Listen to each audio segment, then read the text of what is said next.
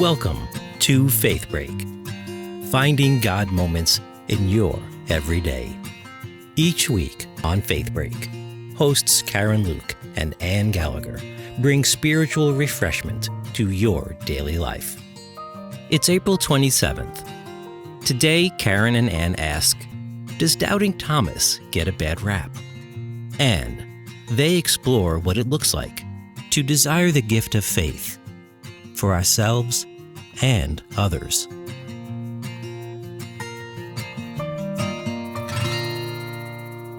Welcome back, everybody. Welcome to Faith Break. I am Karen Luke. I am Ann Gallagher. And we are friends, ministers, wives, moms, partners in crime, everything.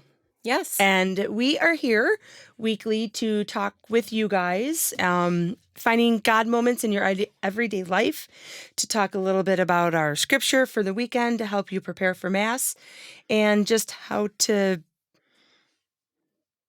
get through the day.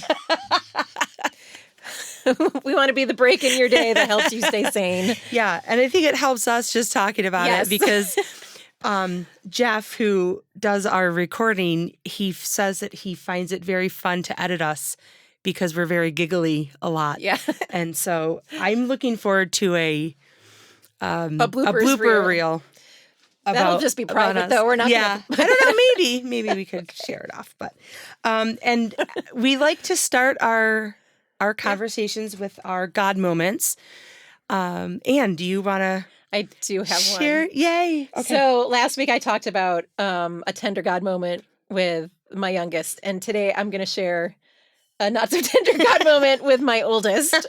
But still a God moment. Yes. Okay. So I was coming home at the end of the day yesterday, and I parked in the garage, and I decided to walk to the end of the driveway and get the mail. And so when I'm coming back into the garage with the mail, I'm turning the corner into the garage, and Liam is standing, like lurking around the corner, and he just goes, "Hi, Mom." And I screamed, and he's just like, did the mail go everywhere? Laughing at me. And I was just like, my heart is racing. I cannot believe he just jump scared me on my way into the house for absolutely no reason at all, except to laugh at me. But it was so funny because this kid has always had like a strong streak of mischief. Like even as like just the littlest baby, he was just mischievous. And so that was like, you don't get to see. Yeah. Normally I get more like grumpy teenager from them. But now, I don't know, it was just good to have that moment where we just were laughing. And even though I was annoyed, mad, it was still my God moment. I always laughed with my mom because she would get mad at me, but she would also be laughing at the same time. Yes, and my sister was the one who would do things like that in our family. And I would never understood. I never understood how my mom, and I thought it was the funniest thing that she could be mad and laughing, so I would get her going. And I never understood how you could be both at the same time until I became a mom. And that was what, like, I could think like that would be one of the times. Yeah. Well, my God moment is I want to give a shout out to all of our Alpha participants. Oh my gosh. So I'm not part of a small group. I'm actually I'm looking at Ann, like telling her what I do, but she knows. I do. I oversee all of the little kids. So we should say what Alpha is. Oh, yeah. So for this Lenten Easter season, we're trying a new program for our parish called Alpha, and it is 11 weeks. We come together for a meal, and we watch a video, and we have conversation in small groups. And so we've been getting to watch these relationships build in these small groups. Yeah. And it's really cool because we're offering childcare. Mm-hmm. So couples are coming together at this program. And so I'm not able to like be in on the conversation because I'm making sure that our teens are good with our littler ones. And we have about 11 very energetic 13, kids. I think we're up to 13 now. Ranging from 3 to 13. So it's been a lot of fun. But I was able to have dinner with one table, and it was a young adult table, and it was 3 guys. And yeah, that was so fun. and 3 young men, strong in their faith, wanting more. Mm-hmm. And we just had the funniest conversations. Yeah. And it wasn't even related to faith or anything. I mean, it was just fun. And it just made me so happy to see them excited. And one of the guys, I know the parents. And so I went up to the parents over the weekend. I'm like, your son is hysterical. I want to come to a family gathering with you guys. And they're like, oh my gosh, come. You would have so much fun. And so it was just like, I love the community that Alpha has created, but also like the continuation of our faith community. So it was just, even just to see like the people who are preparing the meals, like with such generosity and love and care and like just good energy. It's everything been a real about blessing. It. So that's my God moment is that I second you on that. The ball is continuing to roll on that. So I'm very excited. So this week, last week we realized was our 3rd anniversary of Easter from our podcast. So, but I mean, I think we have a lot of different followers and people listening this time. So, but this weekend is about doubting Thomas. And poor Thomas always gets a rap. I know. But I feel like I really relate to him. I think a lot of people do. And actually, I don't think it's a coincidence that I mentioned like Liam being my God moment, because he's definitely someone who's like a critical thinker and like thinks very logically about things to the point where it could almost be cynical sometimes. But like, so to see someone like Thomas, I love this story. I do think I just feel kind of bad for Thomas though, because we're like, doubting Thomas. Like how many other things did Thomas do in his life? But he had this one miss up. It wasn't even all a we miss ever up. talk about. Yeah. I don't even think it was a miss up. Yeah. Like, or mishap, whatever. But so for those that may not completely know of the story that we're talking about, this is where Jesus comes back for dinner with the disciples and Thomas wasn't there. Right. Who's the only one. FOMO. He had fear of missing out. Poor Thomas. We don't know what he was doing, but he was the only one not there to see the risen Christ. Yeah. And he's like, well, I'm not going to believe it until I see it. Until I put my hands in his wounds. Yeah, I'm put not my hands in his wounds. Mm-hmm. And then finally Jesus appears to him and says, go ahead. Fine. Fine, if you really need to. Can you just picture it? Well, I know. Actually, okay, I'm going to throw out The Chosen again. Of course. Okay, so I feel like I can see this play out better now that I've seen The Chosen, because I don't, a part of me doesn't feel like Jesus was that annoyed. Right. No, I don't think he was either. I think he was just like, all right, got to do what you got to do. He probably expected it from, I mean, he knew all his disciples intimately. Yeah. Personally, all the quirks of their personalities. Right, exactly. Like, but I don't, like, I think when we read the story, we're seeing Jesus as like a grumbling, like, oh, fine. Right. You know, and I was like, I don't see Jesus as that. I see him like, I almost see him like doing it himself, like a magic trick. Like, see, my fingers are hard. I know. So I don't really, like, Thomas gets such a bad rap for it, but I don't think it was as horrible of an experience. No, it makes perfect sense. And here, I don't seen. think you ever got to hear this. This was before our parishes were working together so closely, but I will never forget a reflection that Deacon Eric's wife, gave on this Sunday. Yeah, I haven't heard that. Oh, she talked about doubting Thomas, and she like completely redeemed this guy's character. It was one of the most insightful things I'd ever, and I'm not going to do justice to the points that she made. But basically she was asking the question, like you started with, like, well, where was he? Because when you think about it, all those apostles, the disciples, they were hidden in the upper room. They were scared to go out. Yeah.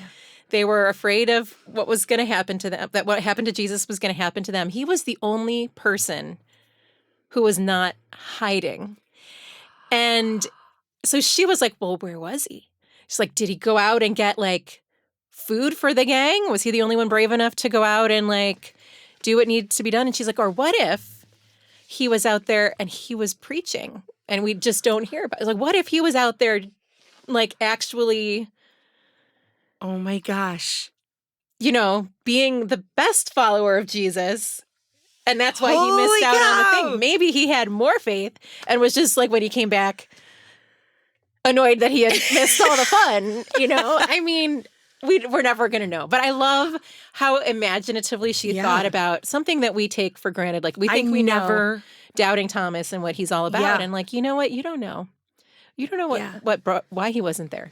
Well, and that's so true for other people. And I this is kind of like a backstory, but there's some stuff going on in our home, and my husband had to talk to his boss and try to rearrange his schedule a little bit. And when he was talking to his boss about it, there was other things that came out with some other team members. Mm-hmm.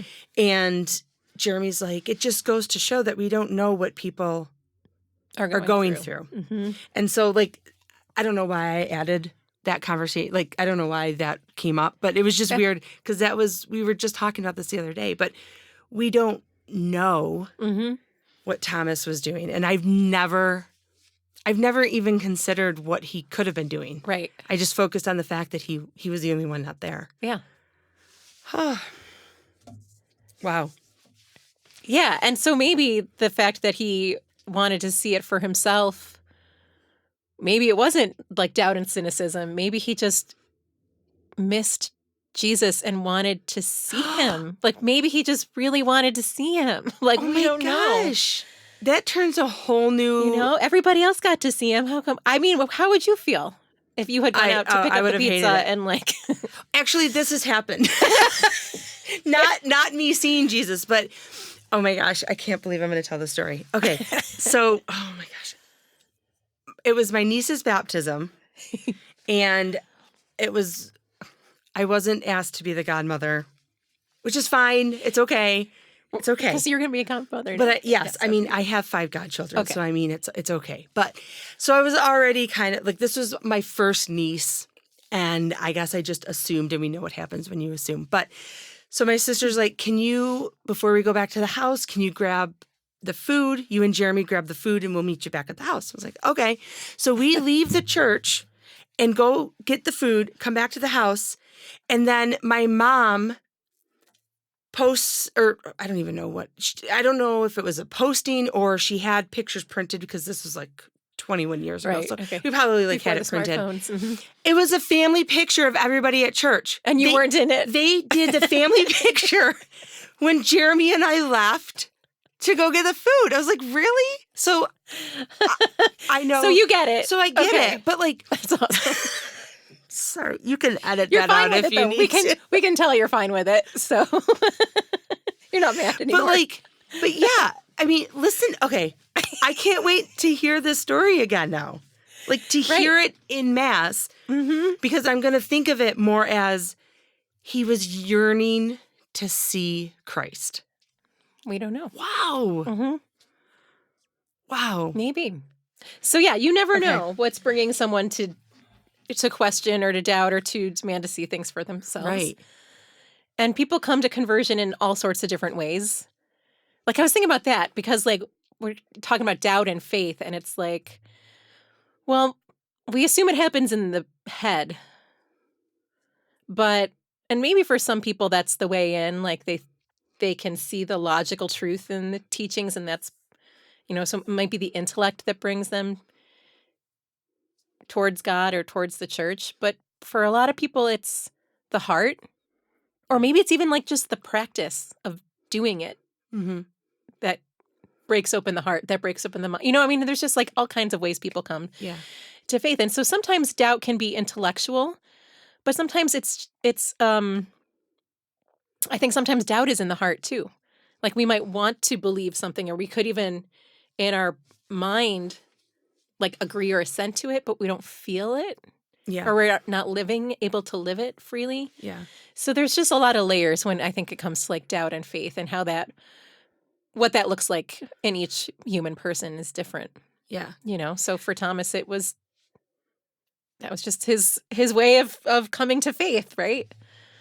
I'm thinking about, after you said that, I'm thinking about my first communion kids and trying to get them to understand that it's not just bread and wine, but it's the body and blood of Christ without them thinking that we're eating flesh. Right. Right. And then how many of us don't truly understand the belief that there is that spiritual change, even though there's not a physical change. And that is what is a significant portion of our faith. And so I had a Zoom meeting with them, and Pat Gayshok is my assistant. And so we're both on Zoom. And you can tell when we start talking about the bread and wine becoming the body and blood of Christ, because the kids' eyes just go they get real big. They get real big, and they're like, "What?" And then, Awesome. but Pat is such a great person to have on my team, because she's like, "Guys, it's not just about what we're receiving; it's how we feel after." And she was talking about like how she feels such calm and grace and peace, and I was like, oh, thank you, Pat, because I was on this level, and Pat was like bringing me back down. But you were doing the head talk, I was and doing she the was whole doing head the hard talk. Yeah, exactly. Yeah, well, we need both, right? Yeah. Speaking of the Mass, I'm going to jump with our talking points, but like, in the Gospel, Jesus offered peace 3 or 4 times within that one Gospel. Peace be with you, he says. And so when we say it at Mass, when we offer that, The sign of peace at Mass, what are your thoughts on that? Like, what is the... Well, by nature, I'm a hugger. But I've tried to rein myself in since COVID on that front. So now I mostly wave. So like, what's... I don't know. It's kind of weird now. It's Well, no. So, okay. So going back to the head. Yes. Right. It's always been taught that the sign of peace is an outward sign of asking for forgiveness for others, not necessarily the people that you are shaking hands with, but they are to represent those people that you have harmed you. So it's about finding unity in the community. So it's about unity with the community, about asking for forgiveness, or seeking courage. And so when I actually say peace be with you to somebody and shake their hand, it feels more, obviously it's more intimate than looking at somebody across the pew and being like, peace. I know, right? It is. You know, I'm going to think about that this week when I go, because it is totally more of like, hey, peace. And less like you're actually wishing peace for that person. Right. Ooh. So like, do we say, like when we just say peace, I feel like when we just say that, it's more of like a blessing of, I wish you peace. When we say peace be with you, I think it has that different connotation of like, you need to hear that I am representing the people that have hurt you or that you have hurt. That are keeping you from being being at peace. Yeah. Community is so powerful. So, yeah. I don't know. I just sometimes that happens so fast, and it's like right before the collection, and it's just, like after the collection, communion, right before communion. It just seems like an afterthought. Oh, we do it just because that's what we're supposed to do. But maybe it's the 7th inning stretch of the Mass. Yeah. But maybe this weekend, like actually take the time. And I know for when my family is at Mass with me, I really make sure that I take that time, because Lord knows, you all know, and Anne, teenagers, it might be the only time that you have. You're allowed to hug them. If you're allowed to hug them. But like everything that's happened for that week, you can just, it's like a clean slate. It's like the sacrament of reconciliation. In a microcosm. Yeah. Yeah. So cool. So, yeah, think about that. I was thinking about like the faith, like the gift of faith, and how it isn't really something you can give to someone else. What? You can't package Only it God up in a pretty can package? give it to you. And it's like, I don't know. I think I've been very blessed in my life that like I don't struggle to doubt God's I don't struggle with doubt of God's presence. Like even as a small child, like I always kind of just felt like God was with me. So I haven't had those kinds of spiritual struggles. For me, the doubt comes more, like I'm frequently disappointed by what's happening in the world, by what's happening in the church, by what's happening in, even like our parents. I'm just like, not maybe disappointed is sometimes too strong of a word, but like I know that God can do things, but I also know that God usually works through people who often get in the way of the things and that God's not God on your is doing. timeline. And yep, I know. So I don't know. I trust that God exists and I trust that God is working through people, but I don't have faith that people are going to cooperate with what God's doing. And I know that God isn't going to force things, right? So it's like I know God can, but I don't always trust that God will. So it's like for me, like a lot of the time it's like separating that or figuring out like where, like how do I have faith in God even while all this other stuff is still happening and still true. I never thought about that. Like having the trust in others to utilize their gifts. Mm-hmm. It's like, yeah, wow. and me too. And like we work with kids and teens, teaching them about the faith and like teaching, like there's nothing we want more than to give the gift of faith to like our kids and our teens in our parishes, right? And we've talked before about like, well, we're just going to create favorable conditions for God's grace, right? And we're going to trust that God's going to do the rest. But like what I'm coming to appreciate and understand now that I have teens of my own is that it's so different when it's your own kids. And like in 25 years of youth ministry, I have really honestly like delighted in all of the challenging questions that get thrown at me by teenagers. Like I'm not daunted by it. I'm like, bring it on. I will be honest and do my best to answer and meet you where you're at. And I'm not going to take it personally. And you can, when it's my kids and they express those kinds of, and maybe a part of it is that they talk to me in a whole different tone than most of the kids at church talk to me. Let's just be honest about that. But like, it hurts my heart in a way that I find when it's with the rest of the kids at church, I'm more willing to trust that like the seeds are being planted and God's going to work. But like when it's my own kids expressing those doubts and I feel like I haven't successfully given them the gift of faith, it's devastating in a way that like nothing else is. So I just wanted to say that too when we're talking about like doubting Thomas is like, well, he had to find his own way in. Yeah. Because we all do. Right. And the church looks so different than it did even 20 years ago or 25 years ago when we started when we were in school. Yeah. I mean, I remember there was no question. Sunday morning, you get up. It doesn't matter. It didn't matter what time you went to bed. And I would come down and my dad would look. And if he didn't like what I was wearing, he would just point. And I would go change out of my jeans, because Sunday best. But right. but there's this world, we were talking the other day with some stuff that's going on, and you're just like, there's so much darkness. Yeah. And it's coming at us from all sides right now.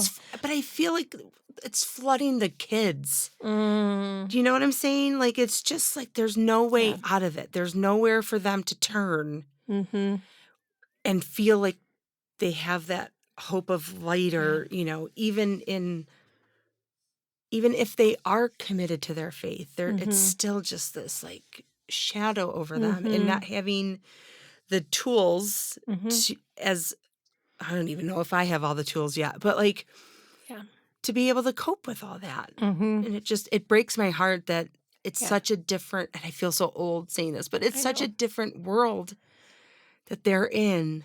Yeah. And, it's just, I feel helpless sometimes, but. It's true. I mean, I really, in a lot of ways, like the kids are just not okay. The parents are not okay. Like there's just a lot, and it's, in the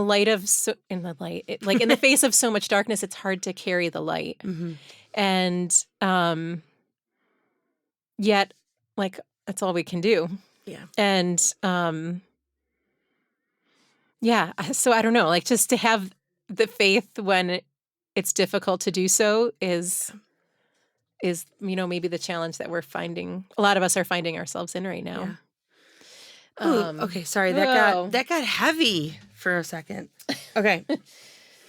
No, but yeah, I mean, like, that's Easter, right? It's like the resurrection has happened, but those disciples are still in the upper room because it's not safe for them. Yeah, they're still scared. Mm-hmm. So it's definitely a process, and I think there's a difference between the idea that, like, that's not true or I won't believe, and how can it be true? Or how can I believe, right? I'm thinking back to Advent when, we had the Annunciation, and what Mary's reaction was not, no way. She was like, how? Right? And so maybe that's the position. Yeah. Like, how can this be true? But you talked last week, too, about being open, having your eyes open, and being open to seeing things. And that's really what Easter and having faith in general is about. Even if there's the person who needs the scientific evidence, there's still a place in our faith to be able to hold that. Or if you go from your heart, there's plenty of opportunities for that. And it's not all or nothing. It's a journey of one step at a time. So at this point, what we have with the apostles is, like, they just need to go down the stairs. Right. Like, they need to get their 10,000 steps in. They need to just leave the upper room. And maybe they're not in the place where they're going to be preaching in the streets this morning. Right. But, eventually that's where it'll take them. And I've mentioned this before, and I don't know if it really relates, but it just, like, popped into my head. I love the fact that the apostles were just normal people like us. Yeah. Like, they didn't have these They weren't acolytes. rabbis. They weren't. Yeah. Yeah. They were just like us. And each of them had their flaws. Yep. But Jesus saw a gift in each of them. Yeah. And so, I feel like they're more relatable than if they were, these unattainable kind of people. Yeah. So. Okay. We're just taking a second to look at our notes. I think we did pretty good. A lot of the things. Yeah. I'm good with leaving this here today. Me too. Yeah, so I guess in closing, just maybe spend some time this week asking, how can this be true? How can I have faith in this moment where I find myself in my life today? Yeah. And maybe just fan your flame a little bit so it's a little bit brighter. So you could be that hope and that trust for somebody. And it's okay to desire the presence of Jesus if you feel like you've been missing out on it. Yeah, absolutely. He'll show up. He will show up. So thank you, everybody. We really appreciate your time with us that you spend. We love hearing all the comments and the excitement that you share with us when you listen and watch. And we hope that you will have a happy, continuous Easter journey. Have a great week, everybody. Bye. Thank you. Bye. Thanks for taking a faith break with us today. Karen Luke and Ann Gallagher are lay ministers with the parishes of St. Catherine of Siena in Mendon, New York, and Church of the Transfiguration in Pittsford, New York. More about our parishes, including weekly live-streamed Sunday Mass, can be found at stcath.org or transfigurationpittsford.org. Engineering today is by Jeff Beckett. Join us for new episodes of Faith Break each week in studio on YouTube or on your favorite audio podcast or music app.